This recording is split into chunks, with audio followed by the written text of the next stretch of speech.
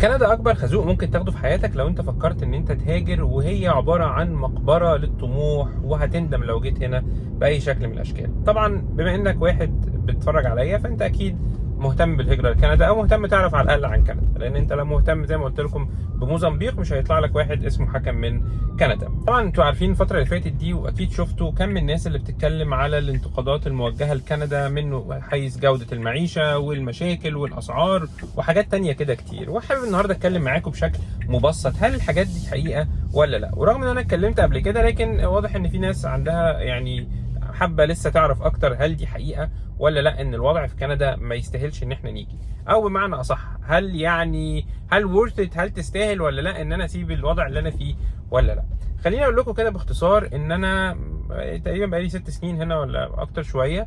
مفيش تجربه واحد شبه التاني، ابتداء من تجربتي، ابتداء بتجارب كل الناس اللي محيطين بيا. في ناس الحمد لله تجاربهم كانت كويسه وايجابيه، وفي ناس تجاربهم سلبيه. بس اغلب اللي انا بشوفهم تجاربه سلبيه بيوصل لقرار ان هو خلاص انا مثلا مش هكمل في البلد دي، او انا هعمل حاجه معينه، اكشن معين. ما بشوفش كم من الناس اللي بتقعد تشتكي على السوشيال ميديا. يعني انا يعني من صحابي ما بيعملوش حاجه على السوشيال ميديا، لكن ما بشوفش كم الشكوى اللي انا بشوفه من ناس موجوده على السوشيال ميديا. فده يجيبنا لنقطه مهمه جدا. هل كندا لو جيت فيها الموضوع هيبقى فعلا صعب ولا لا؟ تعال اقول لك حاجه. اول حاجه خالص انت اصلا كندا مش سهل ان انت تجيها. يعني بغض النظر بقى انت قاعد بره عمال مش هقول تنظر ولا يعني، لكن عمال تقول لا مش حلوه، لا حلوه، لا انت اصلا الموضوع ما هواش بسهوله. يعني زمان كان شويه ممكن تقدر تقول ان انت تعرف تيجي كندا، لكن دلوقتي الموضوع الريكويرمنتس بتاعه المجيء لكندا بقت صعبه كتير. مش عارف يعني انت محتاج تراجع اولا هل ينفع تيجي ولا لا، قبل ما تيجي تتساءل في حته هو انا لو جيت هنا هبقى مستريح ولا لا. انت الفكره تعرف هتيجي الاول ولا لا. طب انت جيت كندا، هل بقى انت فعلا هتعاني معاناة الناس اللي بتطلع تشتكي؟ الناس بتشتغل بمينيمم ويج ومش لاقيين ناكل ومش لاقيين نعمل مش لاقيين نعمل حاجة. عايز اقول لك اللي طبعا انت متخيل ان انا هقول لك لا والكلام ده مش مظبوط. لا طبعا الكلام ده مظبوط. في ناس هنا بتيجي تعاني معاناة. يعني انا بقعد اتساءل كده، طب انت جيت ليه يا حبيبي من بلدك؟ انت اللي بتعمله في نفسك ده ليه؟ ما انت كنت اكيد عايش احسن من كده. وده خليني افرق لكم الموضوع ده، ممكن هيبدو شكله غريب شويه، لكن خليني افرق لكم ما بين كذا حد من الناس اللي بيجوا كندا. مش عايز حد يزعل مني والله، بس يعني دي وجهه نظري الشخصيه، انا صفحتي الشخصيه بقول عليها اللي انا عايزه. يعني في فرق ما بين الشخص اللي بيجي كندا كمهاجر اللي هو كبيرمننت ريزيدنت يعني، او كطالب، او كواحد ورك اون ورك بيرميت دايركتلي اللي هو معاه شغل، مش اللي هو جاي مثلا زوجته عامله له سبونسرشيب، او زوجته سوري جايباه. يعني هو جايب زوجته مثلا ان هي وهو بيدرس وهي بتشتغل. لا. وما بين اللي جاي لجوء وما بين اللي جاي فيزا عمل. فانت عندك 5 اشخاص جم كندا اللي هم الطرق الرئيسيه اللي انت تيجي: الهجره، الدراسه، العمل، الاستثمار اخر واحد، واللي قبلها كانت اللجوء. اول حاجه خالص، من اكتر الناس اللي انا بشوفهم شويه، وممكن الكلام ده يطلع صح او غلط بس وجهه نظري برضو، اكتر ناس عندها استعداد للتاقلم في البلد بنسبه شويه هو الشخص اللي جاي immigration عن طريق الاكسبريس انتري او طريق برامج الهجره. ليه؟ اولا هو عمل هوم ورك كويس جدا على كندا، عارف هو عايز يجي ليه، عارف المقاطعات اللي هو هيروح فيها، وخصوصا الناس اللي هي رايحه مقاطعات اللي هي مثلا مقاطعات سواء اطلسيه او مقاطعات مثلا او مقاطعات بعيده شويه، او الحياه فيها ممكن مش المعروف ان هي احسن حاجه وحاجات زي كده. الناس دي عارفه هي جايه ليه. يعني انا جاي اولا قعدت اشتغلت على مثلا مذاكره، على دراسه ايلتس، على مش عارف ايه، على تحضير فلوس، فانا عارف ايه اللي انا جاي له بالظبط. فدي حياتهم الى حد ما. مش هقول لك ان معناه ان هم دول بيبقوا احسن ناس في كندا، لكن بقول لك الى حد ما تقبلهم، الاكسبكتيشنز بتاعتهم الى حد ما واضحه. نيجي لتاني واحد عنده مشكله شويه في الموضوع ده، وهو الشخص اللي هو جاي يدرس.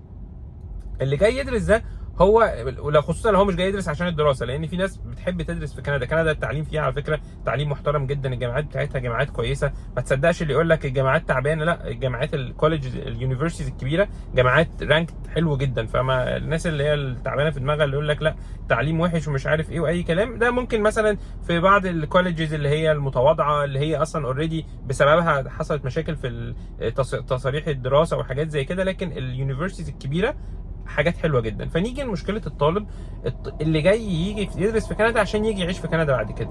هو واخد الدراسه عباره عن وسيله للاستقرار في كندا، فبيجي هو بيبقى حاطط صوره ورديه شويه عن الحياه في كندا، ودي حاجه على طول في الفيديوهات بتاعتي بحاول اقولها بس مش كل الناس بتفهمها.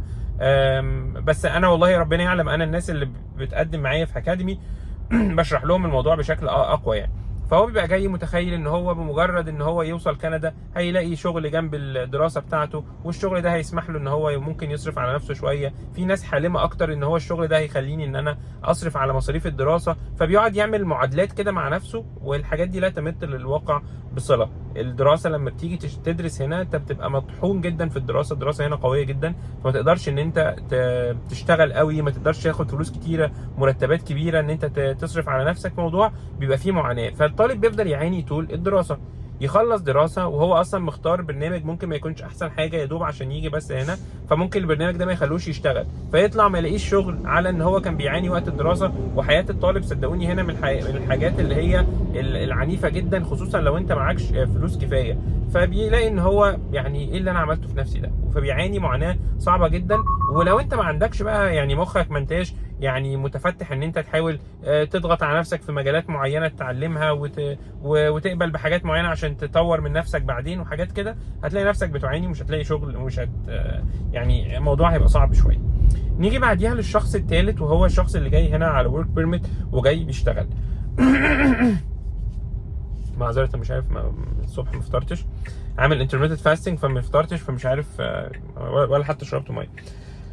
المهم فبقول لحضراتكم، فنيجي للشخص اللي هو الثالث اللي هو جاي بيشتغل على طول. ده يعتبر نسبيا وضعه احسن، يعني هو واحد جاي اوريدي جاي على شغل على طول، فهو الحمد لله لحد ما الموضوع كويس. بس بما انه ما بيعانيش المعاناه اللي عاناها ناس اللي جايين مثلا الاميجريشن او الستادي حاجات زي دي، فهو ما بيحسش بصعوبة الحياة. هو بيجي الأول بيجي معاه فلوس على طول، بس واحدة واحدة يعني ما تفتكرش إن دي أحسن حل خالص. أنا بكلمك مين أحسن ناس بحسهم عندهم استعداد لتقبل الحياة. واحدة واحدة بيبدأ إن هو يكتشف ده الفلوس اللي أنا جيت عليها دي أصلا ما هياش كفاية إن أنا أقدر إن أنا أصرف على نفسي كويس. ده هم جابوني بسعر قليل، ده أنا بس كنت نفسي أجي كندا فجيت كندا، بس دلوقتي مش عارف أغير. وللأسف أغلب الناس بتبقى جاية على closed work permit، فبالتالي ما بيقدرش يغير بسهوله، التغيير بيبقى صعب شويه، فبيفضل يعاني برده من معاناه اللي انا عملته في نفسي، ويا ريتني ما عملت ويا ريتني ما سويت، لحد ما بيدخل بقى وياخد PR وحاجات زي كده، وبعدين الامور بتاعته الى حد ما تنتظم، وبعد الجنسيه وبعد ما يقدر يغير الشغل بتاعه الموضوع بيكون احسن شويه. نيجي فده شخص تاني برده من الناس اللي هي ممكن يكون عندها انواع المعاناه. الشخص الرابع وهو الشخص اللي جاي كندا عن طريق اللجوء، وهو ده شخص بيبقى متخيل ان هو كندا يعني سواء بقى اللجوء ده كان ليه اسباب حقيقيه او اسباب مش حقيقيه، فهو بيبقى متخيل ان الحياه هنا جميله والناس الشوارع حلوه، which is اللي هي حاجه حقيقيه. الحياه هنا لطيفه من حيث الجو والطبيعه والناس وحاجات زي كده، لكن هو بيكتشف ان هو مش هو ده اللي هو كان متخيله. اولا انت بتلاقي نفسك ممنوع ان انت تنزل بلد بتاعتك حوالي 5 سنين تقريبا او مده لحد ما بيطلع لك الباسبور بتاعك.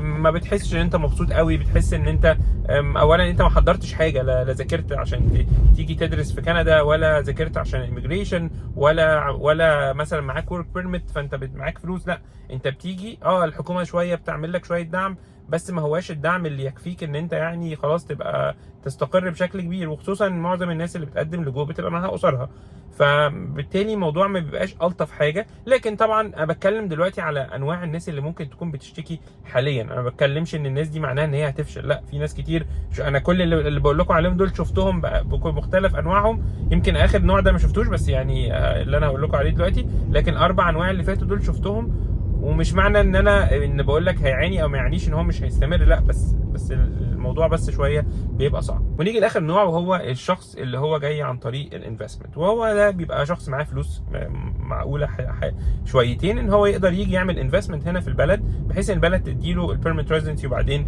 الباسبور بعدين بعد فتره. بس عايز اقول لكم برده ان هو بيواجه معاناه. ناس كتير برده ما اعرفش منهم كتير، بس من اللي بسمعه من الناس من اصحابي يعني ان في منهم ناس بتبقى جايه هي يا دوب معاها فلوس، ما عندهاش لغه كتيره، فبالتالي برضو بتعاني تستراجل في ان انت تانيشيت بزنس، لان انت عشان يبقى معاك فلوس برضو فانت محتاج اغلب الناس بيكون سنها كبير شويه، فعشان تيجي تستقر فجاه وتعمل بزنس وبتاع، الموضوع برضو صدقوني ما هواش احسن حاجه.